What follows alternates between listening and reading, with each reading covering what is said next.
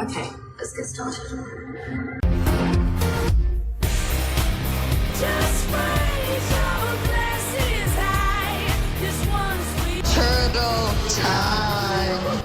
Well, the star of J. Kelly, George Clooney, has been raising a few Sharpie-colored eyebrows recently after proclaiming that he watched 2 hours worth of Below Deck while he was in Poland. It's true, Mr. J. Kelly himself watched it, and he said he commended the Yachties for being able to deal with such rude guests. He said the last time he witnessed people being that rude was movie critics after they saw his performance in Batman and Robin. All kidding aside, George Clooney has had a wonderful career, and he's one of our last movie stars. Amy, how does it make you feel knowing George Clooney has watched Below Deck? When I saw that clip, I was thinking it's always Below Deck. You know, the people that are on the cusp, they don't know about Housewives or Summer House or Southern Charm, but they are like, I've dipped my toe in Below Deck, which makes me feel like I should be above board on watching all Below Deck so that I can bridge the gap for these in-betweener people. Right. Like, oh, if you liked that, if you liked Aisha doing that, you might like someone who's done something similar on a different Bravo show. No, you're totally right. That's the one that gets everybody sort of sucked in, the entry point. And some people don't go further. They just say, I want to be in this Below Deck universe. So that's great, though. I mean, you know, anytime we hear these stories, I just say, wow, like that is so interesting. I'm really glad. He said it was the only thing in English that he was able to watch in Poland. So you kind of had a captive audience there. Yeah, I kind of love when you're in a different country and you have to channel surf and you get to watch Law and Order in Italian or stuff like that. You're just like, what an experience. Yeah, the bar is so low, like you don't really care what the hell is just capturing, you know, is getting your entertainment, capturing entertainment there. You'll watch anything. So I totally relate to George Clooney. It's amazing that he's able to stay so relatable still. What a king. He's awesome. Anything else to say about George Clooney? No, do you think Jay Kelly will get any noms? I don't know. I feel like I have no clue, and I'm not good at predicting anything.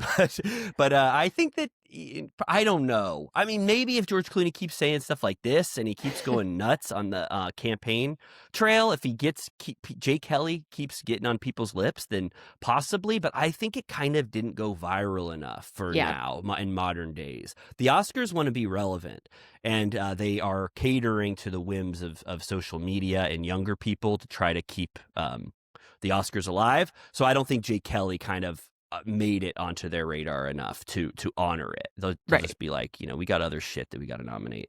Agreed. Yeah. Well, really? Yeah, I don't think it's really sweeping anywhere. I think maybe there were some critics' choice. I know that Adam Sandler was there, and but I don't think it won anything. So yeah, they should have hired us to try to make it go viral on Turtle Time. Seriously, I think it has real internet potential. I keep saying this. I want for Jay Kelly what Ella McKay has. Yeah, it has a similar spirit. You know, that it's so sad for Jay Kelly because this kind of is denigrating to Jay Kelly. But George Clooney, I thought this was kind of a lame scene. But when he goes in Italy and he starts dancing at that rave and he's closing his eyes and there's blue lights all around him, and I thought it was kind of lame, and George Clooney like can't pull off that kind of scene that Noah Baumbach probably wanted. But it's exactly what, have you seen that John Hamm meme that's going around where he's doing it's like, you thought it, God damn it, Noah Baumbach, you thought of the exact same thing that your friends and neighbors thought about. That? Yeah, of course we can do that. We can do anything like that we want. I'll be like, when there's a new season of Summer House and then it's Jay Kelly like, ooh. Yeah, but now we have to compete with, I love it. But maybe it'll take off. But we'll be the first. But people already saw John Hamm doing that. Maybe people are sick of him. All right, if they want a different one that looks exactly the same with George Clooney, I'm in. Or we could have done the sharpening the eyebrows and been like, the feeling when you want to look your best before a big day. And you Should have to this week's meme roundup just be Jay Kelly memes?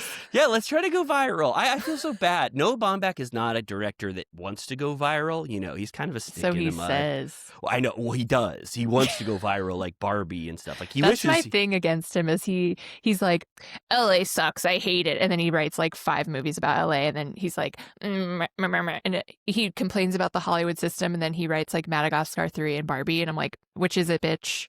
Damn. All right. Well, major shots fired at Obama. I don't think we're going viral with Jay Kelly shit anytime soon with that kind of take. I love Noah Baumbach. I get what you're saying. He's a little surly. Who knows what the hell he's actually thinking. He's probably bitter. I remember he was really bitter that White Noise didn't do well. It's like, what the hell did you think? Well, it was a weird-ass movie. I'm sorry. I don't know what the hell you're thinking with a Don DeLillo adaptation on Netflix. But anyway, all that to say, yes, we can make Jay Kelly go viral. Absolutely. And this is now going to be one of the podcasts that people can listen to for Oscar, the run up to the Oscars. Right? This is now essential. You listen to a lot of film podcasts, I'm sure, where they kind of talk about the Oscar race, but this is now, Turtle Time is officially getting into it, putting our hats in the ring. Yeah, forget Little Gold Men. It's about Turtle Time, Golden Turtles. Yeah, I think one battle after another, Sinners, Sentimental Value. The Materialist is not going to get it, right? No. Yeah, I saw that movie. I've never seen anything like it. So anyway, yeah, keep an eye on Sentimental Value, Sinners. Will Begonia get it? I don't know. I'm not sure.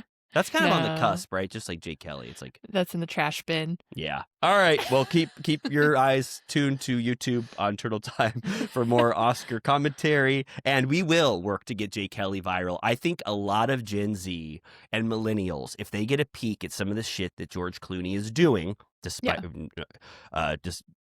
it sort of copying a meme that already exists now with that George Clooney dancing in blue light, we're going to find something else that's going to really, really stick, and we can get Jay Kelly hopefully a nomination before those. When do nominations come out?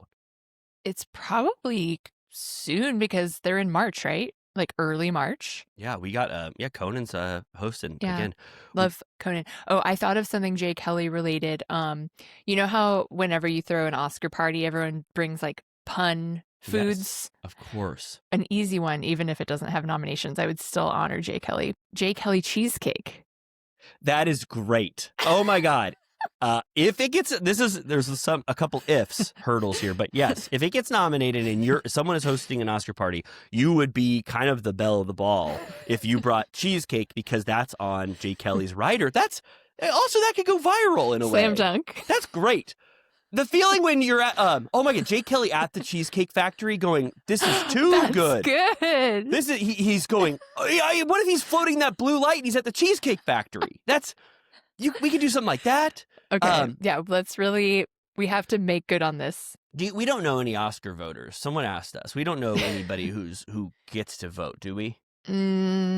I don't think so. All right. Well, we got to get sort of in the room with a lot of these people who are the movers and shakers of the Oscars, and just sort of start whispering Jay Kelly in their ears. I think we could have a huge impact. But all right. Look for us for the Oscar race, but now let's switch away from films and let's talk about the Bravo news that has been bubbling up. First, I want to start with a lighthearted story. I know you saw this. There's a new garbage can in the Big Apple, and it's one of the biggest ones I've ever seen, and it is apparently to honor Andy Cohen. It's called Andy Cohen's Trash Can, and it's on like 5th and Madison or whatever one of the coolest intersections in New York City is. Did you see this? And he got to cut the golden ribbon of it? Yeah, he keeps posting. People will tag him in selfies with his trash can. I wonder if this is part of the Rat Czar's initiative to enforce trash cans to stave off the rats. My sister lives in New York, and for the first time I think she's lived there for 20 years, people, like individual homeowners and apartments, never until this year had trash cans. Wow. They would throw their trash in bags into piles on the street. Oh, I remember that. I've been in New York a couple times. I remember seeing their bags of trash. It was a regular smorgasbord. Yeah, and then they just enacted lids on garbage cans, I think, pretty recently. Which I was like, well, that's great. I'm glad you guys have them, but that's awesome. So yeah, they're keeping those rats. I've seen a couple of those videos Poor of rats. Yeah, they're hungry. Yeah, they're hungry as hell. Oh my God, have you ever seen the rats walking around with those pizzas in their mouth, or when they're tied up with their tails are all tied up together? No, not the Rat King. No, well, let's not talk about that. But let's just honor Andy Cohen. And apparently, they made a Andy Cohen Day for Andy on January 6th. Not Jan 6th. Yeah, they're trying. I don't know what the hell they were rebrand thinking. January 6th. I think so. They called it Andy Cohen Day on January 6th. So they gave him a big, huge garbage can in Manhattan, and they said January 6th Storm is the now. clubhouse. Yeah, and they're doing something with January 6th, Andy Cohen Day. So great Okay. for Andy. A little bit of lighthearted news at the top. And then, speaking of great, heartwarming news, this is good. Travis from Real Housewives of Orange County. My God, over the weekend, we found out news from People magazine that Travis brought Gina out from Orange County out onto the Big Bear patio. And he said, we're going to take a family photo. But then he closed the sliding door on the family as they tried to run out. They were scurrying out to get this family photo. He goes, no, it's not real. He closed the door on them. And then he got down on his knee and said, Gina, will you be my wife at some point? And they gave the exclusive. Did you see the diamond ring and all this stuff? I did. I'm sneezing. Hold on. 3, Oh. 2. Wait, it went away. Okay. Are you I got too sneezing from excited. joy? Yeah. I'm going to cry. Was that on the first of the year? I think so. I think it was January. Yeah, I almost think it was quite possibly. He goes, let's go take a family New Year's Eve or New Year's Day photo. And then, yeah, he closed the door. And yeah, I think so. Right Yeah, then. because I saw she did one of those transition TikToks where it was like, had a great 2026, and then she put her hand to the screen, and then it was like Happy New Year, and her hand had a ring on it. No way. I'm almost more happy for her about getting the People Mag exclusive than the engagement. Me too. Well, I'm happy for both. I love that. I love that she got the People magazine exclusive. I love that People is always getting these scoops for engagements, but also I am really proud of Gina and Travis. I think I've come so far on my initial Gina opinions when I was just a passive OC watcher, and I was like, what the hell is going on? I actually think Gina is wonderful, and it doesn't hurt that she commented on Turtle Time one time. But I think she's actually very fun. Her and Emily's relationship is great, and we got to see a lot of twists and turns with Travis. Like, they almost didn't make it. They were almost a statistic of not being able to make things work, and they did it. They fought for this relationship. Travis had that ex-wife that was sort of in the picture. I don't know what the hell happened there, but now Travis is ready to they're ready to get married potentially. That's wonderful. I didn't read the whole piece, but I saw little excerpts, and I know that the headline was 6-carat diamond ring. Yeah. And I was like, parentheses, lab grown, right? Like, there's no way he bought her like $1 million ring. Oh, I don't know. I don't know enough about rings. That's lab grown. I mean, means... a 6-carat diamond on their casita budget? I don't think so. Oh, really? Oh my God. All right. Well, you're making me think about stuff. So lab grown means you could get it for just like way less. Like, you could get a really big stone for like a more affordable price, which is fine. I'm cool with that. I'm just saying. It's probably better. It's probably better in terms of how you ethical, lab grown diamonds, 6-carat. Wait, how do you spell carat? Oh yeah, 6-carat price. I just want to see, like, what are we looking at here? Oh. Generally ranging from between $8,000 and $35,000 versus what you still said. not cheap. Oh, not cheap at all. I'm proud of Travis Mullen. I think wonderful. On either side of the main stone setting, there were 3 diamonds on each side for their 6 kids. Really? Which is cute. I like stuff like that. Me too. It makes it more meaningful. Entry-level lab-grown diamonds with good quality is $8,000, and then premium excellent quality with pure DE color is $28,000 to $35,000. So we'll get to the bottom of whether or not it was low quality or excellent quality. But Gina, we love you. I love Gina. Do you love her, right? Yeah, she's grown on me.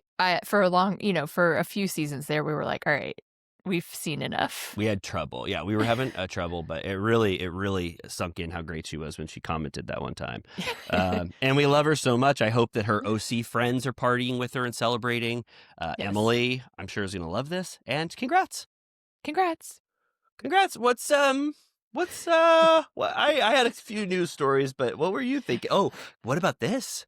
What about this thing you just sent me that's more on the sort of like, it wasn't reported officially, but it was more like a Bravo and Cocktails exclusive. There's this photo out of the West Village, not the East Village, the West Village in New York City, and Bronwyn's husband, soon to be separated, ex-husband, Todd, was out on the town holding court with, it looks like, a woman that he was trying to possibly date if you look at these photos in Yeah. detail. So he's already possibly moved on. I mean, he was moving on during their relationship, cheating and being disloyal, but now there's a chance that he's dating again already. Can you imagine him getting up from his chair and going out on the town? Like, what are we not seeing that is this secret persona that he has? I think that you have to take into account the horny factor. You know, I if he gets guess. horny enough, it propels him through the air and through the city to get to possibly getting to have sex. And so maybe we just haven't seen him in that sort of gear. Yeah. Do you think Andy would recognize Todd in the West Village? If he saw him, Yeah. if he was at this same West Village amazing cocktail lounge that he saw and he peeked over and Todd what's Todd's last name? I forget. I always think it's Newport, but it's not. Anyway, Todd Bradley. If he looked over and he saw Todd Bradley holding court at the bar, yes, he'd be like, You think he would? "Hey, I think he would. I think it would take 5 seconds, but then he would possibly know him. What would he say? Yeah. I feel like Andy wouldn't want to talk to him. He'd like avoid it. Yeah, I don't know what the hell he would say if he saw him out in the West Village, but this is, big news. Well, I don't know if it's big news, but, we're dealing with Todd and Bronwyn being separated, so it's kind of, shocking. When Bronwyn starts dating, we'll be like, holy shit. Yeah. That really means something. But anyway, that's the big news on my end. You had some stuff, right? We just talked about how Emma Stone is making the rounds. For some reason, maybe she is trying to get Begonia some nominations, but she was saying that apparently, has she been on Watch What Happens ever? Oh my God. Great question that I don't know the answer to. Let That's me not see. ringing a bell. I know she's good friends with Jennifer Lawrence, who's obviously been on a bunch. Yeah. But she revealed she's a Housewives fan, so much so that her and her brother went out to brave the cold in New York to get a glimpse of Jen Shaw outside of her court date. And I was like, that's kind of next level. Like, that's something we would do. Yeah, that's a huge fan. I don't even know. I would have to be coaxed into watching a live sentencing like that outside. But no, that's huge. Andy needs to, Andy is probably like George Clooney, Emma Stone. Get them here immediately. Emma Stone would be Seriously. booked as like a solo guest. I would assume. Yeah, That's her huge. and Jennifer Lawrence. That would be fun. That's great. And, I mean, oh my God, there are just so many Bravo super fans. You need to come on Watch What Happens live. Was Emma Stone promoting Begonia, you think? I mean, what else is she doing? I know that there's that Miss Piggy movie, but it's not even made yet. They haven't even started making it yet. I feel bad for Begonia. Why? It had all the hallmarks of like a movie that you'd think people would be going like nuts over. Like, oh my God, how audacious and wild. But They got that for Poor Things already. it just didn't have it. Yeah. And The Favorite. He blew his load already. He needs to like go back to the drawing board. Really? You think his load was blown on those two? Yeah. What was in between The Favorite? Wasn't there? Oh, he did that. Kinds of Kindness. Right. He soured people. I didn't watch that one because I didn't see it. It was over 3 hours. I was like, get the fuck out of my face. My gosh, Yorgos Lanthimos. What the hell's going on? Yeah, it just didn't stick with me. So I don't think Emma Stone and Jesse Plemons are going to get very rewarded come Oscar season. Just to kind of put a bow on our Oscar race coverage, I don't think so. I was at the movies this week a few times, and Jesse Plemons is in a new Hunger Games. I think it's a prequel. I think he might be playing Philip Seymour Hoffman's character, which didn't he play his son in The Master? Yes. Oh my God. Yes, he did. Oh, he was definitely his son, I think. There's the son-in-law character, which is Rami Malek. And then, yes, there's Jesse Plemons. I don't remember much of what Jesse Plemons does as the wonderful, Val Dodd, son of Lancaster Dodd. I remember he's great in it, but it was an early eyes on Jesse Plemons performance, like around the Breaking Bad time where Jesse Plemons really started getting on people's tongues. He's great. He's wonderful. But I was like, yeah, cash that check, diva. Oh my God, totally. He's great. I can't say enough. He's probably, of all the young stars, I don't know if he's considered young or whatever, but he's so wonderful. And I he's think in that power couple. With him and Kirsten Dunst. Yes, Kirsten Dunst, of course. Oh my God, yeah. I think that movie's called Sunset of the Reaping, if I'm Sunrise of the Reaping Oh, is wow. that Hunger Games prequel. People really Is liked that a that book? prequel. Yeah, it was a book first, and it was like it came out a year ago. And I've never even read the Hunger Games books, but the rhapsodous reception that it garnered, I was like, oh my God, I have to read this. Like it was so like it's like 4.5 out of 5 stars on Goodreads, which is really Wow. hard to get, and people were like screaming about it. So maybe that movie will be good, especially if Plemons is in it. Yeah, damn. I just saw Lisa Rinna doing one of her dance videos to that what's that tree song, like are you coming to the tree? I don't remember that. Is that from Hunger Hunger Games? Games Tree song. Hunger Games song. The hanging tree. Oh, are you coming? Are you coming? Are you coming to the hanging tree? I haven't heard. I swear I haven't. I do not know that song. Lyrics. It's yeah. Are you coming to the tree? Where they hung up a man, say they murdered 3. What the hell? This is the Hunger Games theme song. Hunger I mean, Games. it's dark themes. Of course, yeah. Did you It's sort of Quentin talk shit about that too?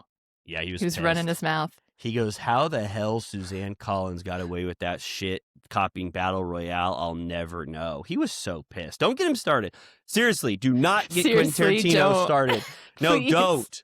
Don't talk about Hunger Games around him. He was so pissed talking to Bret Easton Ellis about Hunger Games. But that's Quentin for you. He has passionate opinions about stuff. He's a yapper. He likes to yap his ass off. Is that it for news? Yeah, my transition is that this week's episode of Southern Charm features an all men's dinner, and can you imagine if Quentin took over that men's dinner? Oh, are you saying the things he would say? Oh, are you talking about if he was allowed to Patricia hold would be like, "Please leave." You think she'd be like, "I like hearing guys as much as anyone, but you're talking too much at my all guys dinner." Is that what you thought if Quentin was sitting there? Yeah, I just watched a video of his peak black scent, and it was upsetting. Oh, I forget. Oh yeah. I sometimes I can't. Yeah. There's things that I can't listen to or watch. What Quentin does, but you really, that's a kind of a mind. That really makes me think. It's like a new way to think. If Quentin had been invited to Patricia's all guys dinner in Southern Charm, which kind of perfectly segues to this Southern Charm episode, which features for about 20 minutes a event at Patricia's house, this yearly event, which I don't even know when it started. I think it's been like Right. 5 years of it. They always show the same 4 clips. Right. Craig spilling and Breaking the chair. I'm okay with this title, a medium rare apology. yeah, because of the steak that is served. And is it medium rare because sorry. What the hell am I? Why am I dismissing a title that I don't understand? It's because they are rare. Yeah, It could have been few called and a far rare. between. Yeah, and that's Craig. That's that's a great title. This was a fun episode of Southern Charm. Can't we Yeah. just give it credit for being fun? Yeah, I'm like, I feel like, I mean, so it seems like the main beef or substance that we're going to get is going to be around like Sally and Charlie and Craig, and everything else is sort of just like business as usual, which I guess is okay. I was thinking when they were all around Patricia's table, I was like, I just find this setting pleasing because Yeah. it's so familiar. Yeah. So I don't know, but yeah, I thought overall it was good. Yeah, you. Well, I think that if you had no expectations, it's fun to see these dinners over and over again. I do think that, like, unfortunately, Patricia sort of like set up how like sort of dynamic these dinners can be sometimes, and like with breaking and falling and people being drunk and fighting, that then it was a little underwhelming that absolutely nothing happened and they sort of Right. have to fake that a chair break happened. But still, if I didn't have those expectations and Patricia hadn't heightened them, I would just think that this was a nice, fun dinner, and I'm glad to see a repeat event happen over and over again that's familiar. Yes. I will say I was eating up the Randy being Oh. a mid butler storyline. Oh my God. I mean, this is rough for me to watch. We Learning. gave him the benefit of the doubt, but they really laid out his crimes here. Oh, it's rough for Randy. I mean, I'll be honest. I thought he was a professionally trained butler. I thought Yeah. even though he was standing on the tables and like dropping dishware and putting the drinks in the wrong glass, I still thought he was professionally trained, like in London or something. But it sounds like he wasn't even close. He was a wedding DJ that apparently Patricia said, "Would you ever be my butler?" Yeah, Now, she please. really fell from grace there because no one can compare to Michael in the first place. Even if he was professionally trained, he would be no Michael, but he doesn't know anything about, No. the fork and spoon placements. He he put his phone in the oven. He baked his phone. I know. This would make even, I was thinking this would make even P.G. Woodhouse blush. He wrote all those Butler novels around, I think in the 1930s. Even he would say, I can't make Jeeves put an iPhone in the oven. That's too horrible of butler etiquette. This guy doesn't even know where the butler's pantry is. Ugh, he doesn't know shit.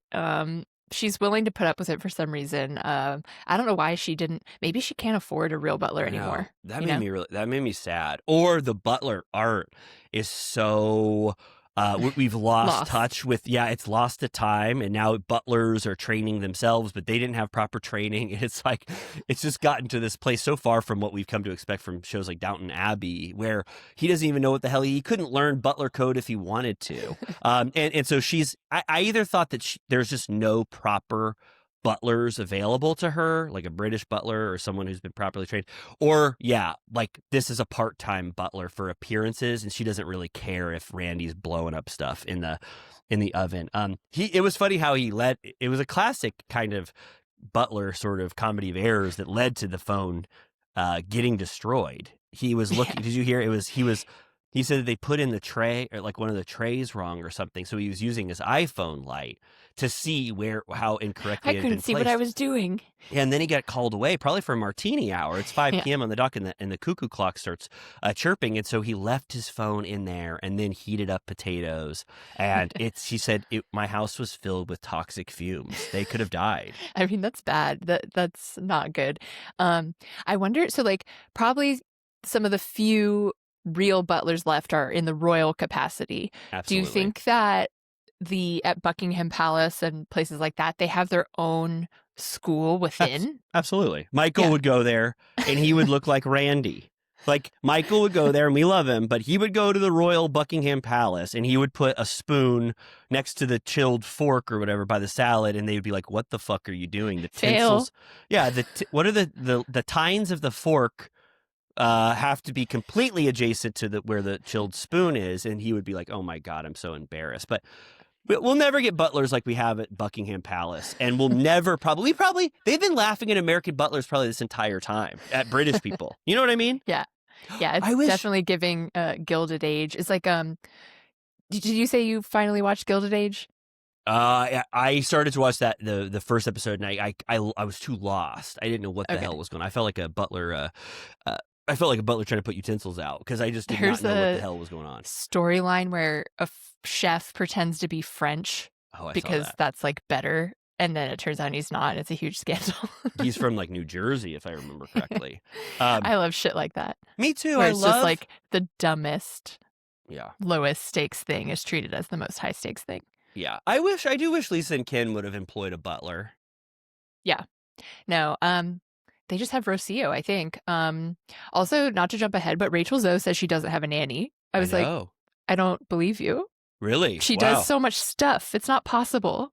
I remarked upon that too. I wonder if that's true. I believed her. I just said, wow, I believe you, but I don't know. It does seem kind of wild. She has 3 kids. 2. Right? Oh, she only has 2. Oh, I'm so sorry. I thought there was. Oh, I'm so sorry. I thought there was 2 boys that I met, and then one boy was the Razor Scooter boy. But maybe I'm getting 2. Okay, 2 boys. Yeah. All right. Well, yeah. I can't believe that either. So we'll get there. We'll get there. So okay. So and then Whitney comes in, and he goes, "Mom, you're having your your guys' dinner tonight. I love these plates. They have dragons all over them. And she says dragons are representative of love and friendship. And Whitney goes, well, that's going to be kind of rough. Have you heard what's going on between those two boys, Craig and Austin? Austin is reticent to meet up with Craig again unless he apologizes. So kind of teeing up what we're going to see. Yes. We also get a quick, like, Madison's moving into her new house, but she's not seen again for the rest of the episode. Yeah. Oh, and Brett, one interesting thing about Brett, he goes, throw that big, gigantic teddy bear that Austin bought us, put it in the garbage, please, to the moving company. I was like, Brett, well, first of all, I didn't think that teddy bear was a good gift, but I don't know. That's a little bit like kind of a jealous act in a way. Like, what the hell? Austin had only good intentions getting you that 600-pound big and the teddy teddy bear. didn't do anything wrong. No, but we know. I mean, no offense. This is the thing that no one wants to talk about. But remember when we found out Brett is kind of he's a jealous guy. Yeah. He was calling I know. JT, being like, "Did you have?" She really sex got with away my, with that. Did you have sex with my wife on vacation? He was like, "What the hell?" And he tried to talk Yeah. about it, and everybody berated him for it. I know, that's like a forgotten detail that will never be broached again.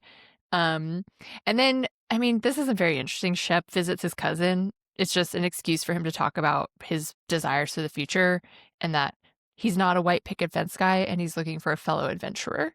Yeah. He goes, all of my heroes were ill-behaved men, like Warren Beatty. And he was like, not that I'm comparing myself to Warren Beatty or anything, but it's kind of like you did just kind of compare yourself to him. But he's not. Yeah, he has no plans. He didn't even say anything in the confessional like I'm gonna do it soon or I'm thinking about it. He just wants to travel his ass off. He loves traveling. Yeah. I was a little surprised. Maybe this is just a personal thing, but I was a little surprised that Marcia's cousin lives in Charleston and he hadn't seen her child in 2.5 years since it was 2 months old. I mean, you know, not every family is close or whatever, but you're having a scene with your cousin. She's had another kid since then, and he was kind of just like, I'm sorry I don't see you very often. But I don't know. Maybe, I don't know if that's a testament to a strained relationship or not, but it seemed kind of wild. She lives in the same town as him. Because she was on pregnant last season. She was Oh, I think so. And then she was a full-blown like cast member 3 seasons ago. They like tried Marcy out. And so I don't know. Maybe it was just a check-in with her. But you're right. The scene didn't really, there wasn't much going on. Who cares? Yeah, who cares? Then we get a check-in, a lunch between Vanita and Sally. They get champagne and oysters. Looked good. I was like, I'd like to eat that. A lot of oysters this season. Can we just say it? Oyster shucking at Craig's party. This is Sense of Oysters. And then Craig is going to take Charlie on an oyster shucking ship next week. So it's oyster season in Charleston. It's true. They're really taking advantage. This is weird. Like, I don't even know what to make of this dynamic. So Vanita is like, does not like Craig, as we know. She hates him, she says. Yes. And Do you Sally think hate's is kind of a strong word? She really doesn't like him. She says she hates him. She just says I hate Craig. Okay, like I'm just like say I'll just say my thoughts after. But what I don't understand this dynamic either, so I'm listening to you. Yeah, I'm like a little lost on. I guess because I don't really care. Like I'm like, why do Vanita and Craig need to like each other? It's not that interesting. So it's all just because of the watch what happens stuff, or because she took Paige's side? Yeah, that's my understanding. I think so. I think Vanita was Team Paige because she didn't have a strong relationship with Craig, and she also kind of, I think, she never knew Craig very well, so she gravitated more towards Paige, and she liked her. And Craig thought that the things that she said were egregious, and he was offended. And he said, "I won't be having Vanita around me for the time being." And then so Vanita was appalled by that statement, so she hates Craig because of what he said on Watch What Happens Live. But I don't mind if they don't like each other, like you said. But I think that this is getting into sort of odd territory. How much command Vanita wants to have over Sally's relationships. I already said this at the start of the season, and it's just getting worse and worse. I feel like Sally in a way. Like, what the hell are you talking about? Right. I'm a grown up. I'm sorry. I don't know what to tell you. I'm really interested in Craig, and I'm sorry that you hate him for the time being. But that's not going to stop me. But I just don't understand.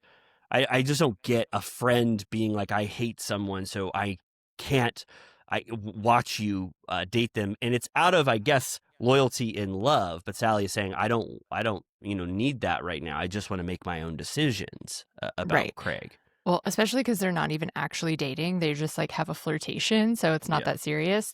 But yeah, she goes, I do not want to stop hanging out with Craig, just so you know. And she's like, what is your end goal with him? And she's like, I don't fucking know. And she like, Vanita's like, don't you want kids and a family? And it's like, so like she can't like fuck around with a guy in a hot tub because her ultimate goal is eventually to have a family. Like that's kind of weird. And it's like, I don't even love Sally. Like I do think that she's like a little suspicious and not trustworthy, but I'm still like, but she's like, I'm trying to protect you. I'll give you enough rope to hang yourself. He's gonna walk you like a dog on a leash and then drop the leash. And I'm like, huh? Like Craig is so fucking annoying to me, but like he's not like an evil, like as far as like dating, he's not like evil. Yeah, I know. Like, To give Vanita the benefit of the doubt here, this is a huge part of her season, her relationship to Sally and her antagonism towards Craig. So I sort of get why she's like going in on it, but at a certain point, I think you have to give up and honor what is like the true way that someone would act in this scenario. Right. And like, I have a hard time even buying that Vanita and Sally were like so close. Like, just because we never saw that friendship, it'd be completely different if this was Austin and Shep talking to each other about this. You know what I mean? Like, I have to fully buy in that you became best friends in the off season to now that this is so detrimental to your friendship now that you would date someone. So I think Vanita is just making more of this because it is a storyline, because that's kind of the only way that it makes sense how much she's going in on this Sally and Craig relationship. Yeah, I agree. Also, Sally was on Watch What Happens After, and she goes, she's like, they talk about, apparently she has flirtation with Austin later in the season, and she goes, you thought I was coming after Craig, just wait till you see how hard I went for Austin. And apparently that's going to be a whole thing. I can't wait. That sounds cool. So to answer your question where you're teeing up, like, is it going to be about Craig, Sally, and Charlie? Now you throw single Austin in there, and that's huge. Sally apparently loves Austin so much more than Craig, so we haven't even seen her yet. Andy was like, what is it about Austin? And she was like, we really just have the same personality. We have so much fun. She says they talk every day, and that she was talking to him in the green room. Like, they're attached at the hip, apparently. That is so sweet. I can't wait to see that. That's great. What the hell did you think? So then it ends between Sally and Vanita, and it's kind of like, all right, goodbye. Yeah, she like leaves. Like, Sally's like kind of pissed. Sally's like, I've never had someone tell me as a grown adult like what to do, and so she's shocked by what Vanita is doing. So she leaves, and then Vanita's kind of sitting there heartbroken, like she maybe lost a friend. Then we go, I didn't know what the hell was going on here. Why Molly went to go visit Whitney in his lair in this next scene. Apparently they're like homies. Yeah, they're fun, and I guess they're friends. But I felt like they didn't know like what they were supposed to talk about in this scene. They were kind of just throwing a bunch of stuff around to see what stuck. Whitney needs a new name for his place. It can't be called Whitney's Lair. I thought that was a joke. You can't call it Whitney's Lair. It sounds weird. I have to go to Whitney's Lair for a second. He needs a fun name for it. You know? Yeah, it is scary. Yeah. He has like 500 guitars. He also reveals that he has a Jägermeister tattoo. Yeah. Oh my God. Yeah. Molly shows up, gives him a cupcake, and it's to laugh at what he said last season, making fun of her for eating a cupcake. When he calls her a big back. Yeah. He goes, that's the last thing you need over there, cupcake head. And so she gives him a cupcake to play on that. And then she's playing her song. She goes, this sucks. Don't listen to it. I hate it. God, this song sucks. And he's like, no, it's good. He's like trying to listen to it while she's playing it. And I was like, is that the purpose of it? Bond over music? Or just... Yeah. Maybe introducing, because I've been getting a lot of videos of her singing recently. And so maybe she is sort of low key trying to shine a light on that. She said that she got a full scholarship for like vocal and music or something like that. Maybe they're going to be in a band. That would be cool. Yeah, that would be cool. Whitney acoustic guitar, Molly singing. What kind of band would that be like? I can't think. They could be like She and Him. I was thinking that. Oh my God, She and Him. M. Ward on guitar, Zoe Deschanel on singing. Wow. Oh my God, there's a lot of precedent for this type of band, I would say. And then, did you notice his hat? Yeah, it was funny. I looked at Megan and I go, I just read his hat. It said Erewhon veteran. Like does that mean he survived it? Like he's been there? I guess so.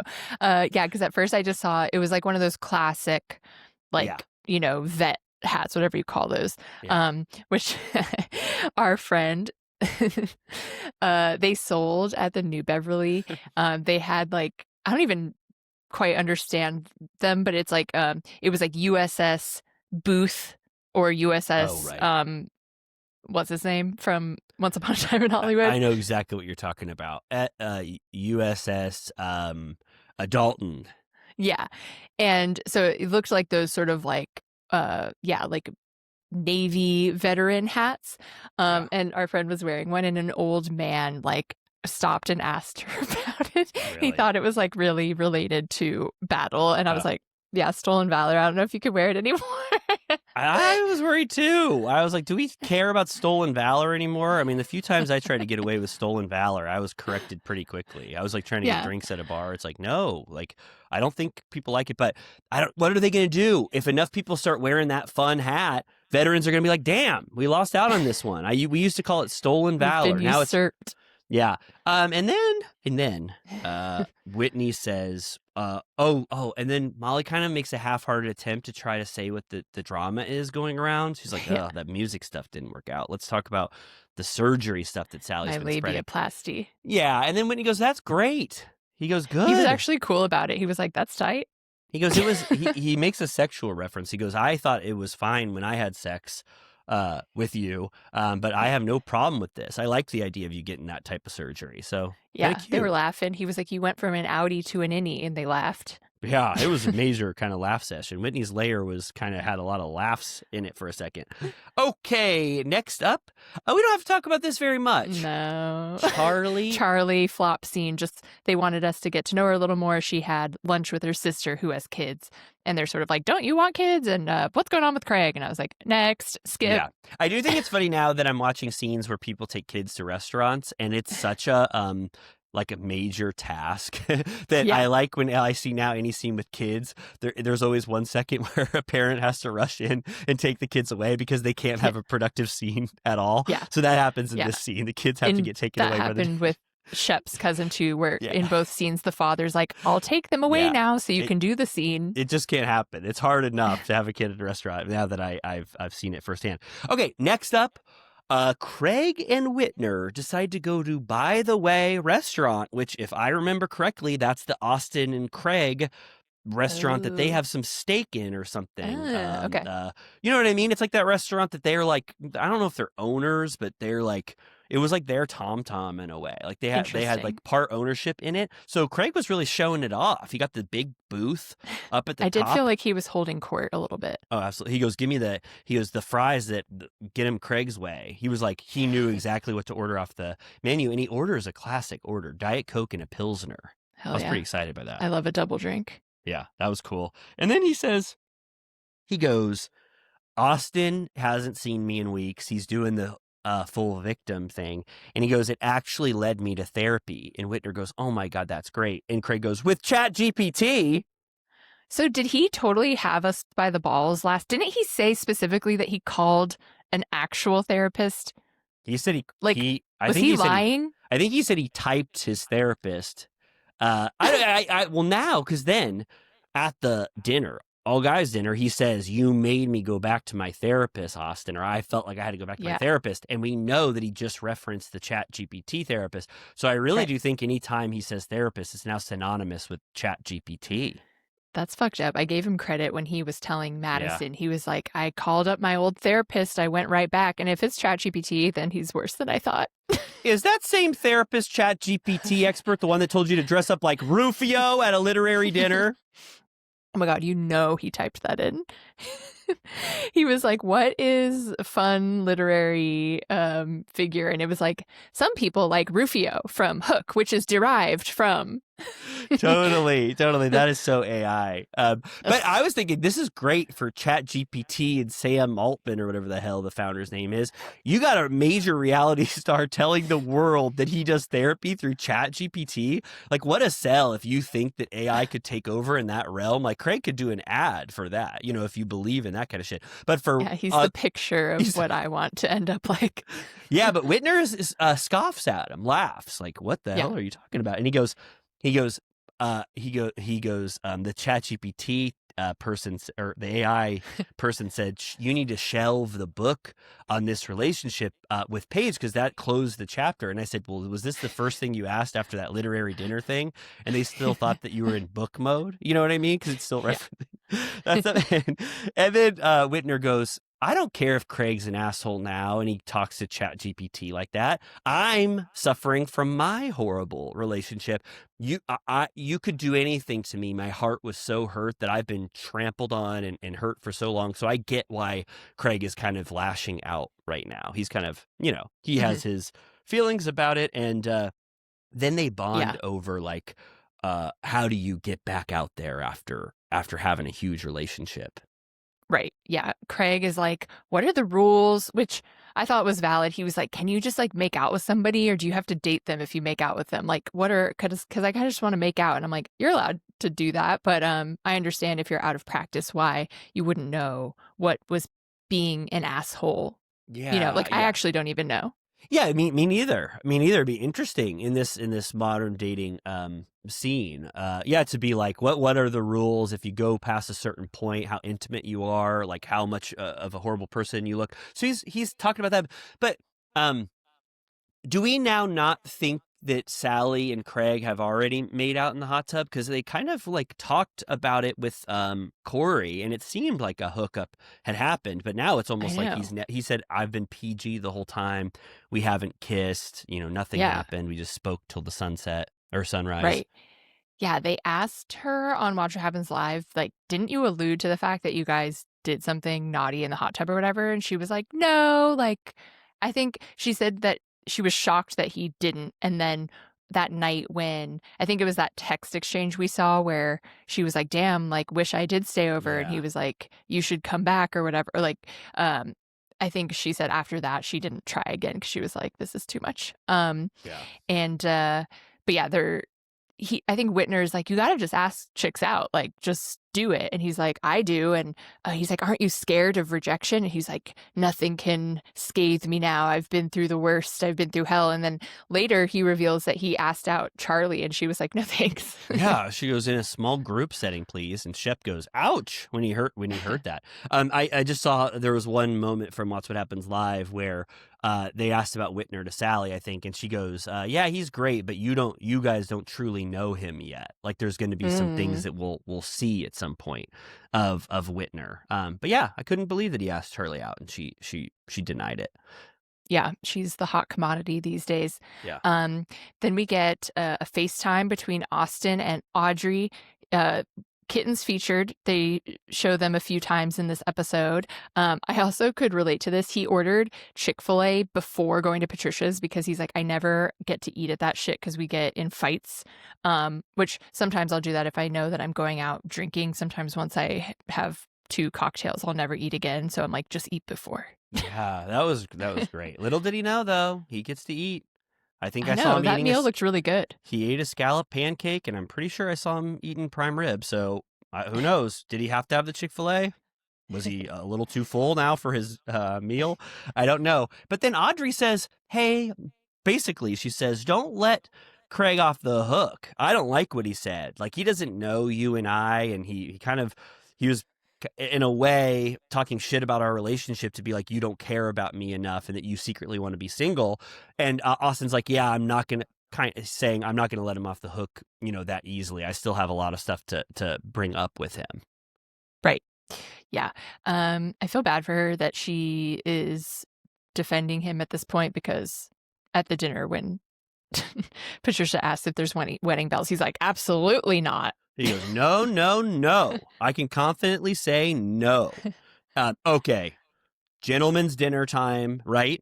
I don't think there's anything else that we have to talk about for the rest of the episode. It's all about gentlemen's dinner. I already said that Patricia, Miss Pat, went to her plates and she found these dragon-oriented ones. And she said, let's do a full Asian-themed dinner, she said, where all the food is going to be. And she goes, I got a new chef that is going to blow everybody's minds. And he's going to sort of make a, beef and broccoli type food and that kind of stuff. So very interesting. And everybody had to wear white dinner jackets, like almost James Bond-esque, they say later. Right. Yes. Randy flops at opening the door. Everyone has to keep waiting. People are letting themselves in. It's a real disaster on that front. It's horrible. Shep has to open the door himself, even though Randy was running to the door as fast as he could, but he couldn't make it in time. Yeah, there were a couple times when he didn't ask certain people what they wanted to drink. I was noticing, like, Whitney had to go get somebody a drink, and I was like, damn. And then, so it's like all the usual players. It's like Whitner, it's his first time. Craig comes, Shep, Austin, and then this guy, Dr. Steven. We've met him before? Question mark? I didn't know. I don't know. I don't remember. We'll probably get some people will comment and be like, of course we know Dr. Steven, but I didn't know him. And Shep is introducing him like we don't know him. I think it's, I don't know. I think it's the start of a friend of or a new cast member that they're trying out. I mean, I liked him. I thought it was fun, but it's kind of a unique way to get to know someone by just being invited to the all guys dinner when you've never met them before as an audience member. But he was great. He fit in well and was having fun. Yeah. Saying cool stuff. Queens of Bravo was sad that Rodrigo wasn't invited, which I'm like, oh yeah, sometimes I forget about him. Yeah, me too. They keep him on the fringes. Austin wins points by showing Miss Pat his kittens on his lock screen, and she's like, I love kitties. Oh my gosh, yes. Oh yeah. She loved when Austin showed that thing. Oh yeah. And Whitner makes a good impression when he comes in. He goes, I've never met you, but I've heard so much about you. And she's like, my ears are ringing. And he goes, they were exchanging pleasantries. He kissed her on the hand. It was like a great introduction. But then Craig brought wine first, and she goes, thank you so much, Craig, for bringing a hostess gift. You know how things are properly done. And then Whitner and Shep are like, shit.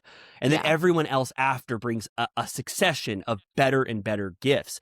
Dr. Steven brings La Grande Dame, a $200 bottle of champagne to Miss Pat. So Whitner really looks out of place and like a really shitty guest. Completely he fucked up. He really fucked up. And then the chef brings out these scallion pancakes, and I loved this moment. I don't know why. It's not that interesting. Chef goes, is this your specialty, chef? And he goes, no, not at all. And chef goes, no. He goes, your departure then. And he goes, yeah, I don't know what the hell I'm doing with these scallop pancakes here. I got thrown for a huge loop here. I have no clue what I'm doing with these scallop pancakes. And Shep goes, well, that's how you grow. And it's kind of fun that I think Patricia took the chef out of his normal wheelhouse of what he likes to make to fit the theme of this dinner that she had. And the chef admits, I have no clue what I'm doing. I'm making prime rib with broccoli to approximate beef and broccoli. You know what I mean? Yeah, I was a little surprised he didn't disguise a little bit. Like, he wasn't like, it's not my usual fare, but it was fun to play with the Asian elements. He was like, nah, I have no fucking clue. Yeah. He's like, I'm like Randy back there. He's like, I have no fucking clue. Between the two of us, you don't want to open that door. He's like, I have no clue. Yeah, at one point, Randy serves the soy demi-glaze to someone in a glass. And I was like, Randy, what the hell are you doing? Those are for drinks. They don't want to drink the sauce that He's like, I was trying to make the scallion pancakes and there was an iPhone in it. Randy, what the hell are you doing? There are AirPods in the pie. That is just I don't know what the hell he's thinking. But again, and then I will say again, like we already kind of teased, this is not a very fun. Well, it's okay. It's a perfectly fine dinner, but it actually feels like we're really at a dinner. How dinners truly take place. Where Patricia is trying to just get to the bottom of a lot of stuff, and it's sweet that she's inquiring, like, when are you going to get married, Austin? He goes, no, never, never. I will never get married to Audrey. Thank you for asking. And then she goes, and what's with all of you guys? Oh, that's when the Charlie anecdote with Whitner comes out, and then Steven gets his sights on Craig, and because Craig's talking about relationship, and he goes, you seem like a long-term relationship guy to me. And then he's like, oh my God, did I say something out of turn? Was I not supposed to say that? And Craig's like, no, you hit the nail on the head. I am. And he starts to talk about Paige. Right. Yeah. He's like, I very recently was in a serious relationship for 3 years. I even bought a ring, but she left. And he goes, I'd be lying if I said I wouldn't take her back. And I was like, oh my God. I thought that was so cool. I like that he's like not pretending to be cool at all. He'd be like, if Paige called, I would be back with her in a second. She broke my heart, and I miss her, and I love her. And he doesn't give a shit that Shep hates her and all these people like talk shit. Even his friend group, like he still loves Paige. Shep's shocked. At one point, I think Whitney goes, "Fuck her." And they don't show his mouth saying it. I was like, "Oh my God!" And then this is when Austin goes, "Well, here's to a great dinner." He goes, "Let me toast. You guys did great." I was like, he's kind of ending it preemptively. It was a little odd because nothing had happened. It felt like we were there for 4 minutes. I know. Miss Pat is like, well, it's after my bedtime. Goodbye, boys. And I was like, what time is it? Like 7? Yeah, I didn't know. And then Dr. Steven comes up to give the toast that Austin initiated or whatever. And then his chair kind of just flops. It doesn't break, and it doesn't, he didn't fall out of his chair. But then everybody is laughing because they're like, oh, finally, hopefully, like what they wanted something. They wanted this to be in the pantheon of chaotic dinners. And I don't think it met that. But they kind of pretend that he broke a chair anyway. Right. Then Austin pulls Craig aside. They go to the balcony porch area, and they have, a decent heart to heart. It never gets out of hand. Austin, who said, was Austin or Craig said they felt betrayed? Because it could work either way. Yeah, no, Austin felt so betrayed. He goes, I felt utterly betrayed by you. I didn't even know what the hell I was doing after you did that. And Craig says, you triggered me. What you said triggered me, and I got really upset with you. And I apologize for that, but you kept chirping me behind my ears about all that shit that you were saying about Sally in the hot tub. And I just lashed out completely because it was one of my triggers, which is that I like to feel safe around my friends. And for that moment, I didn't feel safe. Like you're behind me, backstabbing me, talking shit about me. But he goes, but I do apologize. And I don't want our friendship to be like a chess game. I felt like it was a good apology. And I felt like Austin, the place that he got was, we're on a trial period now. I will never forget what he did, but I accept this apology. It's kind of like a ceasefire for a little bit, which is a good place for them to be in. Better than what it was. Yeah. He's like, I can't help but care about you. I don't know why, but I can't. And he goes, but if you snap at me again, I'm done. So TBD. Oh, yeah. And then I think next week we get Sally admitting to Craig that she's catching feels. Yeah. And then we get that Craig and Charlie oyster date. Yeah. Yes. It's crazy. They're setting up exactly what you said. Sally's at Toys R Us with Craig, and she goes, I am getting strong feelings for you. And he kind of like looks back and forth and doesn't say a word. And then, he asks Charlie on a date. And then Rodrigo, I think, tells Sally, he goes, guess what? Craig is going on an oyster date with Charlie, which is going to set Sally off. So that real, what are those called when 3 people are in a relationship? That love triangle is really going to get into major new territory next week. Amy, would you permit a brief, very brief, certified turtle piss break to come back, and then we'll talk about Beverly Hills right after. Is that okay with you? Absolutely. Okay. And we're back. Hello. Oh my gosh. I wonder if there are any good ads in that moment. Do you think? It was probably like bienvenidos. Like they're Yeah. like always in Spanish for some reason. We get a couple of those, but every once in a while it'll be like, do you want to drive a Rolls Royce? And I'm like, oh my God, we're getting Rolls Royce ads? Like, holy shit. Sometimes we get great ads, don't you think? Yeah, waiting for us to be able to do some cool ones any day Oh. now. Oh, host read ads are happening. They just need to listen to Turtle Time for a second. Could you imagine? We'll be doing host read ads before you can even wait for it. Okay. All right, Beverly Hills. A Housewives heat wave. The heat wave is barely mentioned. That's what it was called? A Yeah. Housewives heat wave? Is Yeah. it because they talk about it being hot in Sedona for a second? I know. What the hell? No one even said. I didn't even hear the words heat wave in it. Did you? No. What the? What the hell is this title? Oh my God, I don't even get it. Why something's wrong over there when they're titling these episodes. Okay, this episode is fun as hell. You know, this is like a quintessential Beverly Hills episode. Fun, easy going, but there was some great stuff in there. Some wonderful Sutton moments, and oh my God, I'm worried about Amanda Francis, who I was proclaiming to the heavens last week or 2 weeks ago. I said I'm all in on Amanda, and now I'm like, holy shit, what the hell was I talking about? There are some worrying signs for Amanda Francis on this episode. So everyone has already turned on her, it seems. Yeah, not good, not looking good. So we start out. Well, this episode starts out. You know how they show those little things of just pop-ins of what people are doing. I thought it was funny. Erica was doing the laundry, and she gets completely busted by having the most lint I've ever seen in a dryer rack. She goes, fire hazard. Yeah, she goes, how the hell did this happen? And she's looking up, and she kind of looks accusatory at the producers, like, what the hell? Like, please don't include this in the edit. And who was washing a bunch of stuff and drying it? Because it's the most lint I've ever seen. So she's busted. Completely. Yeah, she's like, I fucking hate this part of my life. She's so pissed that she has to do laundry. Yeah, she's pissed. And then Sutton, next up, the first official scene, Sutton is inviting Tilly over for cheese and salmon and tea, which Tilly is used to having a little bit of a tipple instead of tea when she goes to Sutton's house. But Sutton has renounced drinking, or she wants a healthier relationship with drinking, so she's not drinking vodka and grapefruit soda as much anymore. Yeah, she said she's sort of rethinking her relationship to alcohol. Took some time off. She said she'll still have a glass of wine and just enjoy it, or champagne, but not as much, which I say we'll see how long that lasts. Not to be a bitch. I'm just saying. Oh my God. Who knows? But Tilly, it is kind of sad when you want to you don't have to talk about drinking very much, but it is sad that Tilly was like, I used to like get completely, drunk as a skunk with my friend Sutton. We'd have Bloody Marys in the morning, and now she lost that friend, but good for Sutton. Yeah, no, it's good. I forget what Sutton said, but Tilly was like, I just woke up, and then they flashed that it was 1 p.m. and I'm like, hell yeah. Oh, she's having so much fun. Normalized sleeping in, I say. Oh, totally. I wish. Oh, could you imagine? I want to sleep in so bad. But Sutton goes, guess what?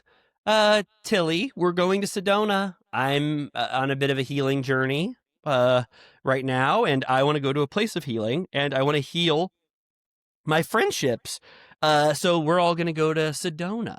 And she goes, guess what, though? I really want to heal my relationship with Dorit. We've been making some strides this season, but I don't want to be forceful with it. And Tilly makes a joke like, yeah, you don't want to be all like, I am going to be your friend. And Sutton goes, stop it. She goes, Tilly, stop it now. Enough. She goes, I would never do that. That is not what this is about, Jennifer, Tilly. And you cannot mock me. And Tilly's like, sorry, I was making a joke. Very clearly, it was supposed to be funny. I was just saying stuff. You know how people just say stuff? You and I say stuff all the time. You just say stuff. All it was, it's sudden. I was like, don't treat Tilly like that. I know she's your friend or whatever, but there's no excuse. Like, that was not fair at all. Jennifer was being very sweet in that moment, I thought. Yeah, she got like shamed and embarrassed. And I'm like, dude, Tilly's your only ally. Like, you better come correct.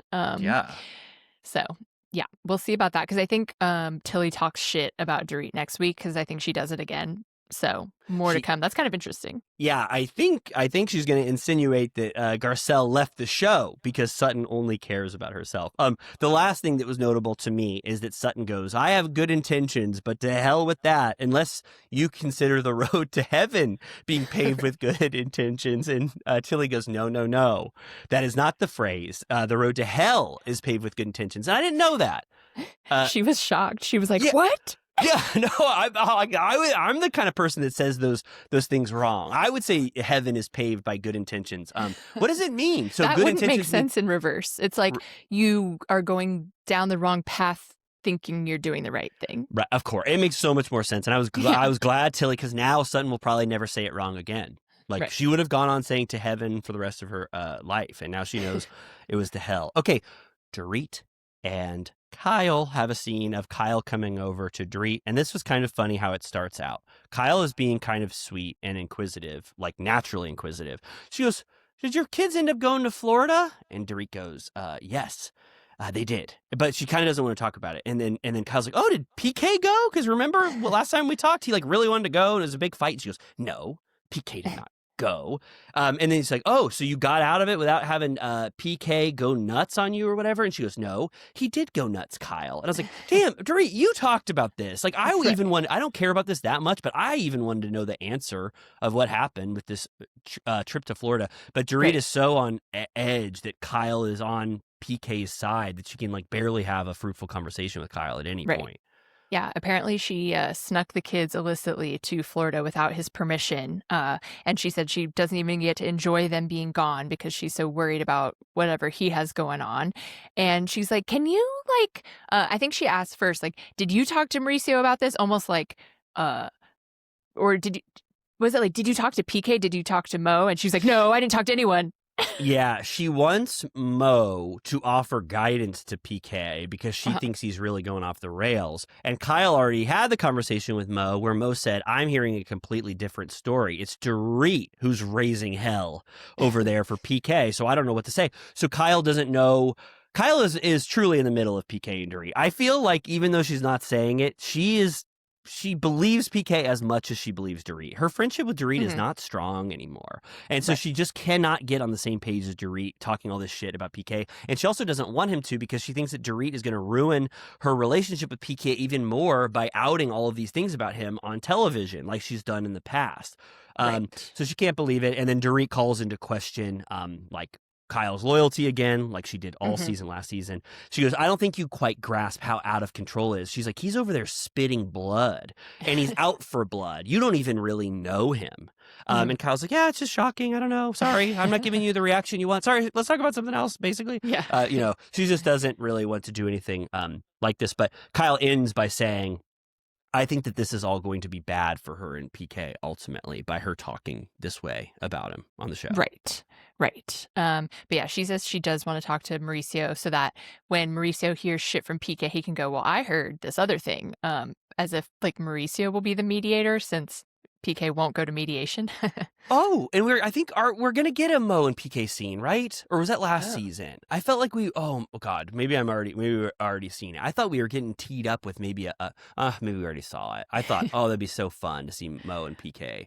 They did use a hot mic clip later in the episode, which I'm like, should I go back and listen to that? Yeah, because he didn't like the thing that we're referring to is that Dorit said he's a full blown alcoholic, right? And PK and he's like, "You can't be full blown or bloody not. You either are or you're not." Yeah, it was great. Oh my God, even Alex Baskin was nodding his head. He was like, "That's so true, PK. Thank you for saying that." Okay, Rachel, you clarified that Rachel has two sons, Caius, and then the other boy, Skylar, who rides an e-scooter, and he already got sent to the ER, but he's getting another one. I definitely felt like Rachel in that She's scene. not going to allow it. I follow her on Instagram, and she rails against e-bikes like all the time. Yeah, they're dangerous as hell.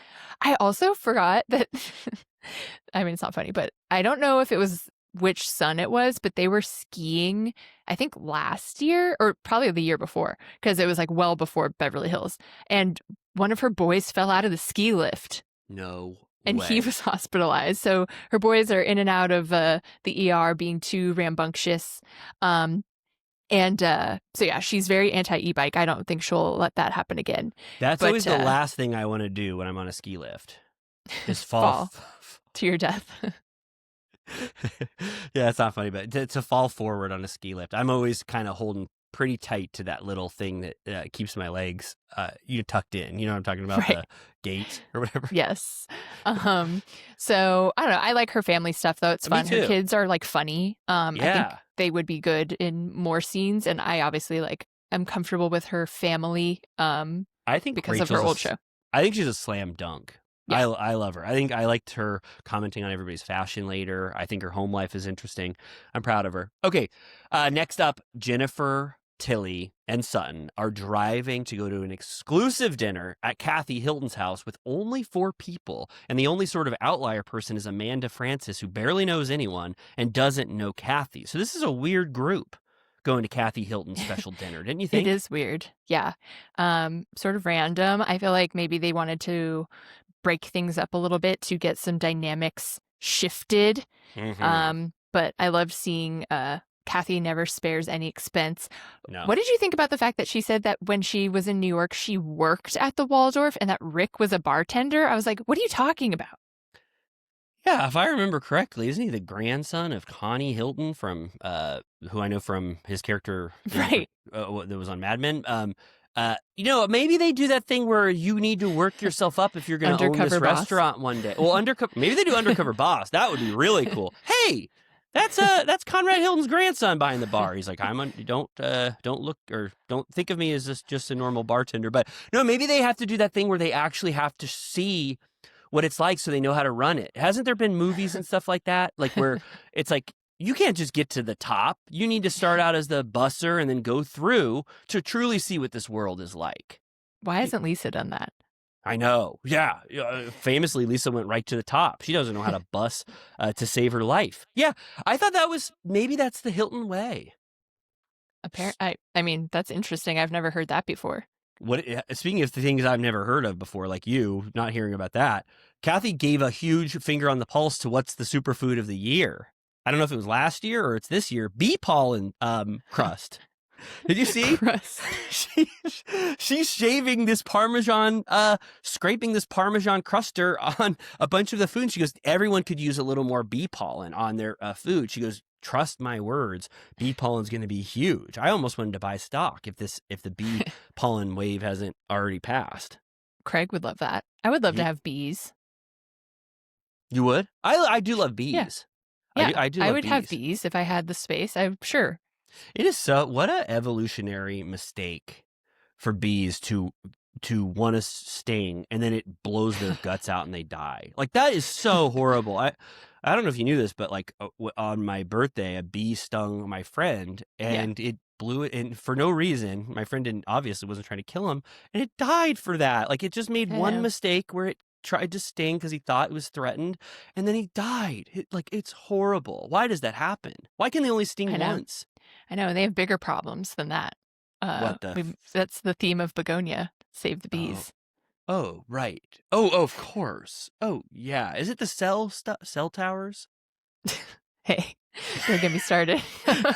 Yeah, I forgot about that stuff. But Kathy did work at Waldorf, and she goes. Wait, she also, by the way, I have to throw this in before I forget. She says that they've been in their house for 18 years. I think, remember my story where I saw Kathy Hilton smoking a cigarette? Hard to believe, I swear to God. It was 18 years ago, and the house was under construction. I think they were like doing remodeling before they moved in, because that math makes total sense. Holy shit. You saw them at the start of their life in this home. I hope that it did not get sullied by those burglars coming in. Yeah. Like I hope they didn't do anything Rick weird while they were in there. Set them straight. Of course he did. He fired a shotgun at their heads. But I'm just saying, like, I hope that it doesn't give them a bad association, Right. That's a cherished home after 18 years. I watched a video of Sutton was on, I think it was like Kiki, Monique, and Dorinda's podcast. Mm-hmm. I can't believe how many different iterations there are. It's like unbelievable. But she said that she has armed guards now after good. her BravoCon break-in because she said they got in through the kitchen window that didn't have security on it. She fucked up on that one, and they got like $1 million of stuff. Really? Oh, Yeah. they did. They were able to. Sorry, Sutton. This Sutton's is the worst version of the story because she didn't have anybody there. Right. So she. Oh my gosh. Oh, wow. I never knew what happened. So that's good to know. Okay. Okay. Well- So the Amanda hate begins. Yeah. Yeah. She starts blowing it immediately. Yeah, she apparently is a one-upper, which feels almost like Seinfeldy or Mhm. like she's a one-upper. Like everything you say, she says one more up.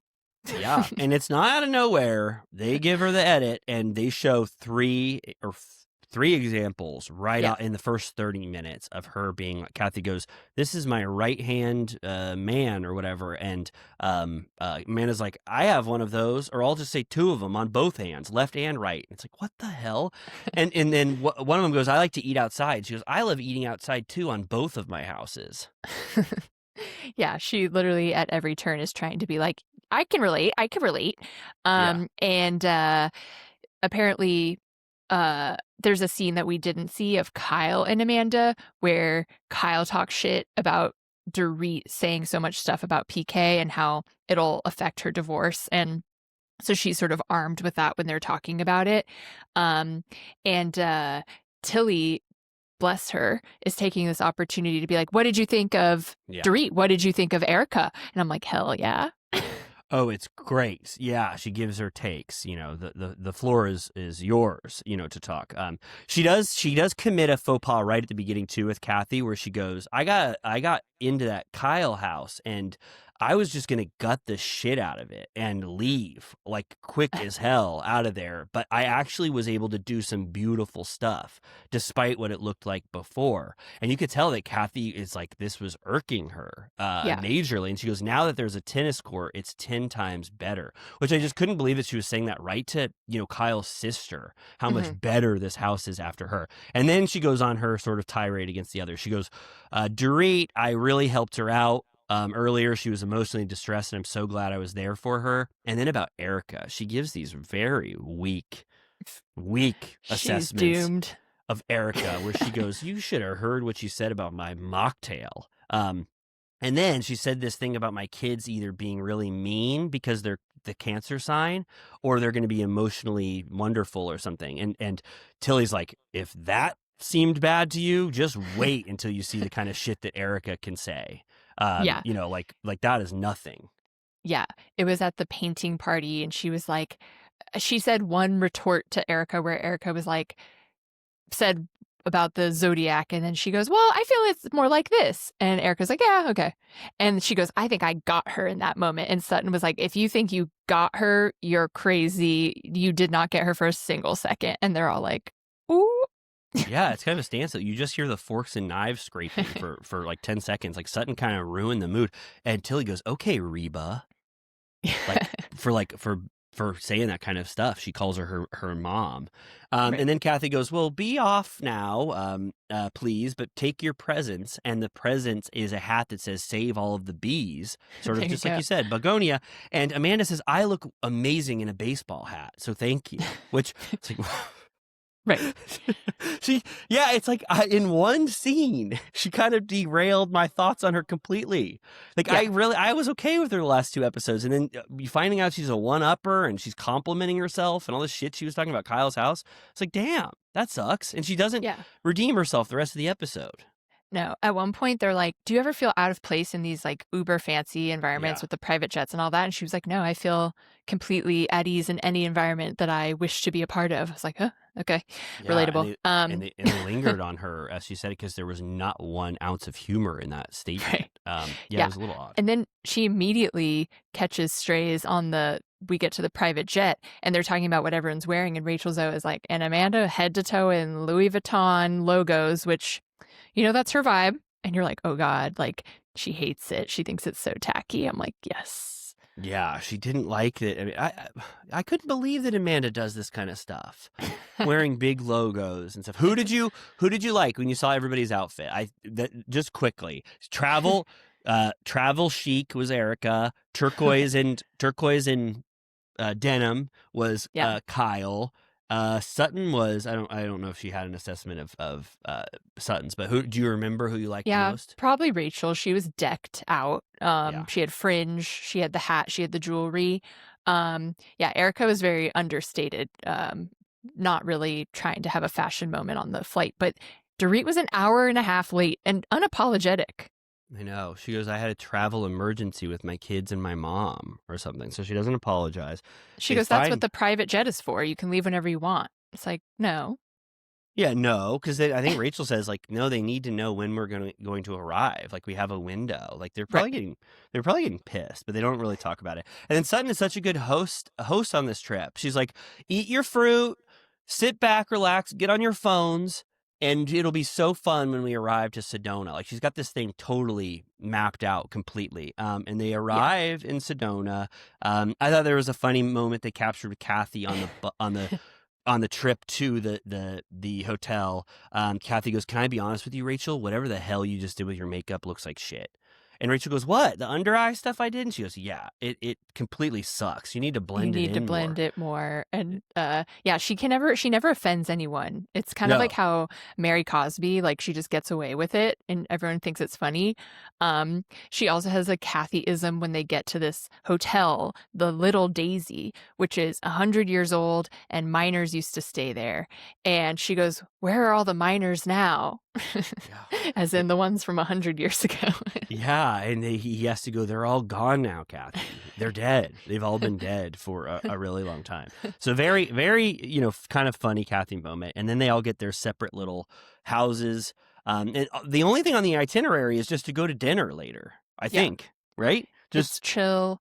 Yeah. We get a few, like, while they're getting ready things, like Rachel didn't bring luggage. She shipped it ahead. I don't know if that means she was bringing such an ungodly amount of luggage that she couldn't even put it on the PJ, but she FedExed it and it hadn't arrived yet. So she has to wear her same outfit to dinner, but she swaps the jewelry. Tilly in their room brings up Erica's current boyfriend. I don't know if they're still together, but that guy Shrek. And she brings it up again later. She's really making it her business to talk about this guy. And then we get the tea. I don't know if you call it tea, but Bose is moving forward with her fertility journey. She's doing the shots and she's talking about how it's making her, irritable and gaining weight and all this stuff. And I'm like, holy shit, she's really doing it. Yeah. Yeah. She's like, yeah, fertility journey going on. Okay, then they arrive at this place. It's sort of like like a big living room or kind of a space where people can sit down before they go to their dinner. And their dinner has a bunch of crystals all over the table, like beautiful healing crystals. And they all have price tags under them, which I guess you can buy them. And Kyle makes a joke like, "Oh my God, shopping while you eat. This is so cool." And then Amanda, out of nowhere, goes, "One time I bought $10,000 worth of crystals in one sitting, so you all have nothing on me in terms of spending money on crystals." And then Erica makes fun of her in the confessional. Yeah. The start of it. She goes, "Well, I have bigger crystals." Like, Yeah. totally and Tilly poking does fun. too. Yeah, Like Tilly she's goes, like, crystals are supposed to be spiritual. It's kind of tacky to, talk about their monetary value. I can't believe that Amanda's blowing it like this. I would have never in a million years. Imagine how bad it must get if by the time it was the confessional that they're all just talking Yeah. shit immediately. Yeah, it's going to be rough. It's going to be horrible for Amanda Francis. She's like acting like Dana Wilkie. Yeah. Like a slightly more endearing Dana Wilkie. I What cannot was better believe. than that? Yeah, no, we don't get it. Doesn't get much better, but I cannot believe someone's trying to like replicate what she did on the show. And then Sutton says something sweet. This is awesome to me. This is what I think is a true treasure. On in the Bravo world is Sutton talks about why she didn't establish good relationships with people, and she says at the table, like, for 5 years now there's been some insecurities that have gotten in the way. And then in her confessional she says specifically what they are, and she says, one, I've always felt that I wasn't pretty enough, which is like kind of a shocking thing for her to admit, like really kind of bearing her soul there. And then she says number two is just not being cool enough for the rest of them. So she's trying to sort of tell them that the reason she lashed out was because of insecurities, and she doesn't want to do that anymore. And she wants to introduce them all to Sutton Brown now. Yes. It's giving Call Me Jason. Oh, I didn't even think about that. Oh, it's so much like Jack saying, "Call me Jason, will you?" And she goes, "I've lost touch from Sutton Brown. Sutton Brown was fun. Sutton Brown was cool and a good friend, and I want to do that now." And then Erica, who is the one who's had major grudges against Sutton, I think for the last 3 or 4 years, because Sutton was the one who was poking holes at all of the shit that Erica had to go through with Tom Girardi. She goes, "Well, as long as you're consistent with being Sutton Brown, people will begin to trust you." Kind of like code or a warning, being like, yeah, if you keep going like this and you're nice to me, obviously I'll forgive you at some point. And then Bose does a beautiful toast. She goes, "To Sutton Brown, may she remain true." I really like that. Nice. Nice. Yeah. Yeah. Then we get more Amanda. They ask her what her job is, like, or what her online business is. She has courses, and she goes on to explain the entire business model. They give her the hardcore, long-winded edit, people rolling their eyes, Tilly going, "Stop!" It's like a nightmare from hell. Everyone listening to this, apparently. Do you think people know in the moment they're like, "Oh, she's getting the long edit for sure"? Like Kyle must know at this point, right? When she's talking she's for picturing it. Yeah, she's yeah. picturing And then after all of it, Kathy goes, "That's great." And Kyle's like, when Kathy says that's great, that means she either wasn't listening or has no idea what the fuck you're talking about. And they show after the homeless, not toothless explanation, she goes, "That's great." That's great. Yeah, she was not listening. And Kyle's like, I didn't know what the hell she was talking about either.